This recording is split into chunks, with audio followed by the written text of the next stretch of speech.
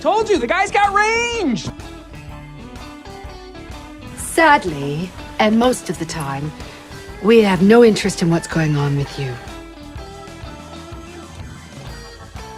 So how's the drive in? Nobody knows how to drive in the rain. You don't say. Yeah. You know, the roads are actually the slickest in the first half hour. Top news stories of the week. Time to find out once again with Megan Olson and News of the Week on the Al Travis Show. All right, we've got our Megan's News in Review. Megan, how are you today? Good. Happy to be back for another week. The news never stops. I know this won't be the number one story for you today because it just happened yesterday, but I'd like to throw it out there just because I'd like to throw some condolences out of your of that. And I got to find a spot. I'm going to talk Mr. Binge next. I mean, not going to do it there. Jeff Johnson, the former St. Cloud City Council member, Republican guy running for governor, he had to suspend his campaign. His daughter was violently killed on Saturday night. Mm-hmm. Prayers to him and his family. I don't even know why he's suspended. I don't know how you get over this in any kind of quick turnaround time. Yeah. This is tragic. The show, I'm sure you as well, our prayers go out. I know that won't be your number one story today, but I wanted to put it out there. Is that fair? Yeah, it's mixed into, the topic of, gubernatorial candidates and who's going to be the, winner on the Republican side, who's going to be on the ticket when it comes down to November. But that certainly was kind of folded in there. Unfortunately, it sounds like maybe a case of domestic violence where there had been incidents prior. It was his, daughter's husband who unfortunately killed her. So super tragic for folks listening. And all allegedly, all alleged until this gets through. But this is just unbelievable. On that same line, I guess, but you're talking about the gubernatorial candidates. Straw polls happened, right? Last Tuesday. Was it last Tuesday, the caucuses already? It's been a week. And there really hasn't been. No one's really dropped out since the straw poll, besides Scott Jensen. You go. Now, I don't... Dr. Jensen can do what he wants. By the way, I was working for my company back in the day when he was running for... I tried very hard to do their marketing, so, I know something about them. I don't know how this works PR-wise. I'm your governor. Wait, I didn't get enough votes. I'm your auditor. Yeah, I know I said he dropped out. It's more like a hard pivot. Like he's completely pivoting to state auditor. And you're exactly right. I don't know how this is going to play. I know obviously he came in a very, very distant fourth when it came to the straw polls at caucus last week. But to me, doesn't that indicate like maybe you just aren't the candidate for public office, like for top of the ticket statewide office, and that state auditor is kind of that same position. I don't want to rip him, but is every statewide job just take the same personality? I mean, I don't know what all it takes to be a great auditor, but is that the same as being your governor? And then it doesn't seem like just an easy. I mean, I want to be your state attorney general. Well, are you a lawyer? I mean, I'm not trying to be mean to him. I just think that. I like your word pivot. Seems off, doesn't it? Is it just me? No, it does seem a little bit strange, especially when when Republicans already have State Representative Elliot Engen in that race. Yeah. And then you also have DFL on the DFL side, Representative Dan Wolgamott, who's running. It's an open seat, and it also is the seat that when Jensen ran 2 years ago, so in 2024, this Minnesota State Auditor race was the closest. Oh, somebody froze up a little bit. It was the closest. She froze up. We'll go to break. We'll come back. We'll do a long segment with Megan right after this on the Al Travis Show. At LGH Wealth Management, our mission is to create financial empowerment through independent, personalized, and authentic financial planning. That means meeting you where you are and helping you get where you want to go. Whether you're a business owner planning for growth, succession, or a future sale, or a hardworking individual looking to get ahead, reduce stress, and tackle life's financial challenges, we're here to help. From retirement planning and investment management to tax-efficient strategies, estate planning, and risk management, LGH Wealth delivers comprehensive guidance you can trust. Call LGH Wealth Management today at 507-525-7. Remember where you were. I'm on my hotspot now, so sorry about that. We went to break early. That's okay. We're fine. Advisory services offered through J.W. Cole Advisors Incorporated, JWCA, Lubeck Geisler Ham Wealth Management Incorporated, and JWC JWCA are affiliated.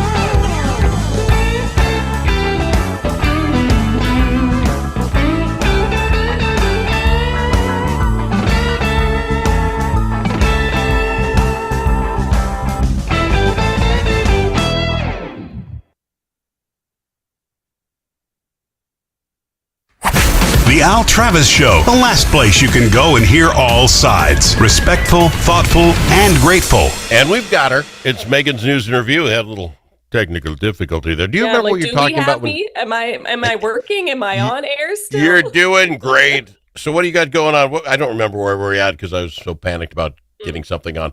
What were you saying? Do you remember?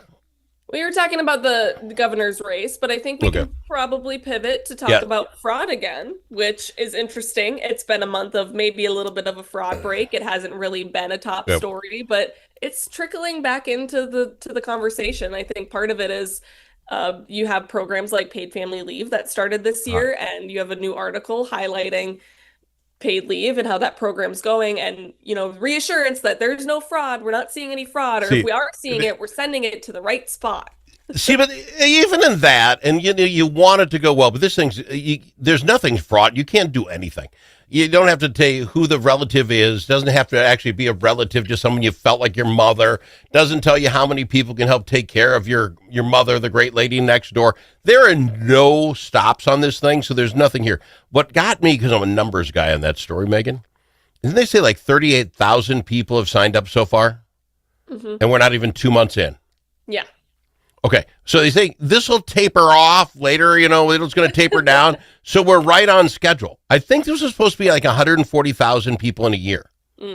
I did the math, 38,000, and I timed it by 6, by the way, thinking if you got through the entire rest of the month, we're only the 10th of February. So I graciously gave them that. That's 228,000 people. Ooh, that is, yeah. Twice what they're talking about. And my point being is, why would it taper off? Are you thinking less sick people at the end of the year? I think the bulk of it is, I think a lot of people, because if you had a baby in 2025, you're still allowed to take it in 2026. So I think they were expecting it to be kind of front loaded because all of these people that were waiting for it to open are going to cash in at the beginning of the year. Okay. And then obviously. So at the, what would it be, 6-9 months mark? So that's what I'm saying. How does this slow down? People that will be having babies, all the way up till December of last year, don't those count? They do, right? Mm-hmm. Okay. It is very strange. Yeah. All right. I'm doing the math. I don't see any way that we're seeing. And they've only processed about 21,000 applications. So they haven't processed the full amount yet, but they have said that there have been a high number of cases where names weren't matching up, reasonings weren't matching up. People were saying, "Oh, I saw a doctor," when they actually didn't. And so they've been sending those cases to the BCA for criminal prosecution as it relates to fraud, which I find interesting. Anecdotally, I had a representative or senator on the show here saying that their problem that they find is they go out to these, they're trying to run for office. They're finding people that applied and haven't seen a check yet. So you stop working, right? You stop going to your office saying, "Hey, I'm going to go take care of Ma." You got to fill the paper. They fill the paperwork out. No checks are showing up, and the business is like, "Do I just keep paying it and then you'll pay me back?" Or how does what this happens? No one knows. This is a great program. This is going to have no problems. I guarantee you this is going to be perfect. Can I give you one that I hope we're going to talk about today? Yeah, I don't know if it's been out long enough, but it surely should have, because I'm beating on it. When it comes to fraud, evidently NPR came, but this is where I got it. NPR, this group Optum that we hired to go through our books, comes out and they did an analysis of Minnesota Medicaid payouts and find that direct policy violations cost the state about $52 million. When they go through this whole thing, they said Minnesota could save up to $1.7 billion if it just followed its own policies and closed the gaps. $1.7 billion. The head guy, Minnesota's Medicare director, John Conley, says, "I want you to understand, this is not fraud. This is us not following our policies the way we should. Not following our own rules, yeah." Like that guy, what are you talking about? You're going to come out and say, "Hey, this isn't fraud. We don't want to increase the fraud number by 1.7. This is just on us not following our own rules." How is that not the number one thing everyone's talking about today in Minnesota? Do you recall, Megan, 4 months ago, when we talked about the fact that Trump came out and said fraud could be $1 billion in Minnesota? Yeah. And the Star Tribune said, "There's no proof of that 1 point. No, there's no, you're going to have to prove that to us." Now we're talking $9 billion, and we have 1.7 just in us not taking care of our own business. Mm-hmm. And Hello, this is, Star Tribune. I wouldn't necessarily say it's 1.7 billion in savings from fraud, but it's 1.7 billion in savings from recovering what should have been ours in the first place based on the policies on our books. So that's okay. Potato. Do what we're supposed to do. Do what we pay you to do. And that's $1.7 billion. Well, and to backtrack on this too, with this contract with Optum, this is we're 3 months into a year-long $2.3 million contract with Optum as part of our review process of all of this fraud. So the state entered into this contract when all the fraud stuff was happening to try and have an independent body come in and say, "Analyze us, what's wrong, let's get to the bottom of this." So it's an AI-enabled prepayment review of claims, this is, for high-risk Medicaid services. So it's super reliant on AI, which I find very interesting. But also just this contract is massive. So I hope I hope the payoff is, what we're finding is enough to offset, but $2.3 million contract for AI services. This is going to sound horrible, because it's coming from me, and that's fine. Take it for what it's worth. We literally have a commissioner in charge of every one of these different silos, right? Their entire job is make sure we're doing this following the rules, right? I mean, you're the head guy in charge of that. You then have your attorney general, you have your governor, you have your lieutenant, you have all this management on top making sure that we do that. You now have the federal government coming in saying, "I don't think you're doing right. We're going to take a look." And that isn't enough. We must then pay someone else to come in here and tell us whether we're doing it right or wrong. We have an Office of Legislative Auditor. Their entire job is to go into these places and tell us what's wrong. Mm-hmm. We don't listen to the OLA. They've been yelling for 10 years. We don't listen. So now we'll spend money.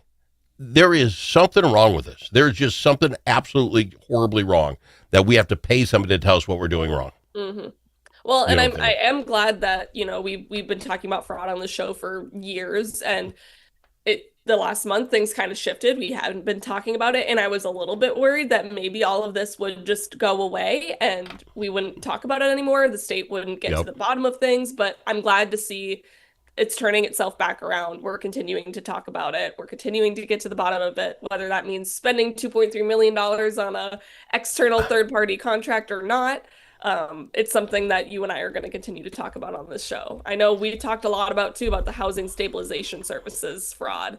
And there was an interesting story I saw that I would say is the top story because they're calling it fraud tourism, where these two guys from out of state came to Minnesota. They registered these LLCs and they used the housing stabilization services program to help. I say that in air quotes for the listeners, those who can't see me, 230 people get housing and just pocketed the money. So $3.5 million right into their pocket. But I just thought the term fraud tourism was interesting, where people are looking at states like ours, analyzing our policies, like we just talked about, the broken policies, and figuring out how can I exploit this.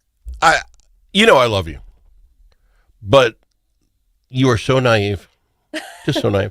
These guys were going through our books to figure this out, and where's the policies at work. These are a couple knuckleheads. Here it is. Everybody knew.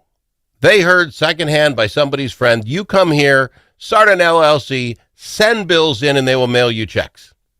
Two knuckleheads from Chicago said, let's go give it a shot. They drove over here, spent the afternoon, filled out the paper, went home, and checks start showing up. These guys aren't rocket scientists. They didn't probe the business and find out where the holes were. Everybody knew about it. What bothers me about that, Megan, then there has to be people in the government of Minnesota who knew the exact same thing. Some knothead from Chicago hears about it. You tell me you don't hear about it in the Department of Human Services? Sorry. That's the same thing, too, like where we're talking about with paid family leave is the deed commissioner who's in charge of this, whatever, said, I'm not going to give specifics on like who these people are or how they were able to do this because I don't want to tip off other fraudsters. But I'm like, okay, well then who in your department knows about this? Can we be sure that this is a tight-lipped situation, or can we somehow pass some sort of policy or pass some sort of legislation that fixes those gaps and closes those holes? Are we working to try and get that done, or are we just saying, oh, this is just a hole, let's just keep an eye on it, let's make sure no more fraud comes in through that lane? I don't know where this ends. I had the OGC, what is Office of General Counsel from HHS, come in the program, a week ago. I no longer believe that we are writing bad laws with holes in it by accident. I do not believe you can come up with an autism program where the child doesn't need to be diagnosed with autism, that the person doing the class doesn't have to have a degree in either teaching or, I don't know, some medical field of some sort. It could just be Al, and I can open one up, and that'll do something. That there's parents can shop their child around, and that's not illegal. Who's going to give you the most kickback money? Because that's not illegal in Minnesota. Or the idea that it's indefinite. You don't even have to say, hey, we've seen Al's kid for 26 sessions. Really think it's going well. We're going to do another 26. It's like, yeah, okay. No metrics. You cannot write a law like that and not want it to be fraudulent. I don't believe it anymore.